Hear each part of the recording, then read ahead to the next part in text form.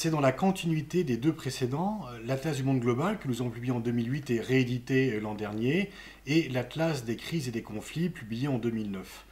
Et donc après avoir étudié ces deux thèmes différents, on réfléchissait un peu à une troisième idée pour finir cette trilogie finalement, et la France nous est venue comme sujet tout à fait naturel, à un moment où on oublie un peu l'histoire de France, où l'histoire de France et son apprentissage dans les lycées est moins présent qu'auparavant.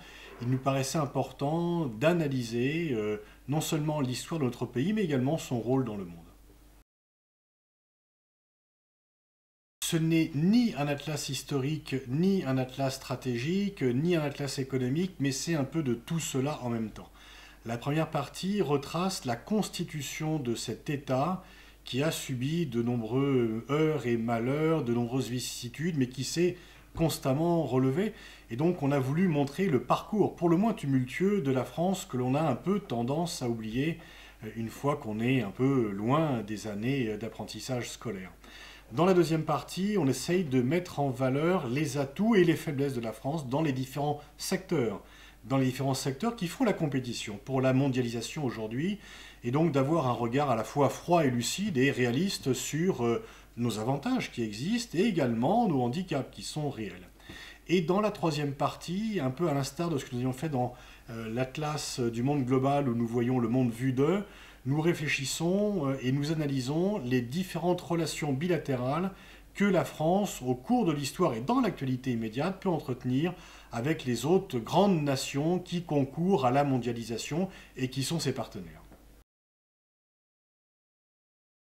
Une page a été tournée, c'est la fin de la guerre froide. Au cours de la guerre froide, la France a bénéficié d'avantages comparatifs incontestables parce qu'elle était partenaire de l'Alliance Atlantique, partenaire indispensable des États-Unis, et elle avait sa liberté. Donc elle avait un rôle spécifique, partenaire obligé des pays occidentaux et en même temps partenaire reconnu des pays qui n'appartenaient pas au monde occidental et qui voyaient dans la France une autre voie. Cette rente de situation stratégique s'est effondrée, elle n'existe plus. Il faut inventer autre chose. Et c'est un peu quelques-unes des pistes que nous explorons. Par quels moyens, dans quelle perspective la France peut renouveler son contrat avec le monde sans avoir l'illusion qu'elle peut encore éclairer le monde. Aucun pays ne peut à lui seul déterminer la politique mondiale, mais en même temps en essayant de ne pas rentrer dans le piège d'un renoncement parce que la France n'aurait plus aucun atout et que donc elle devrait se raccrocher à d'autres locomotives qu'elle-même. Donc il faut rester modeste, mais en même temps la France est l'un des rares pays que l'on crédite de pouvoir encore penser global, de façon globale aujourd'hui, donc il faut le savoir et essayer d'en tirer parti le mieux possible.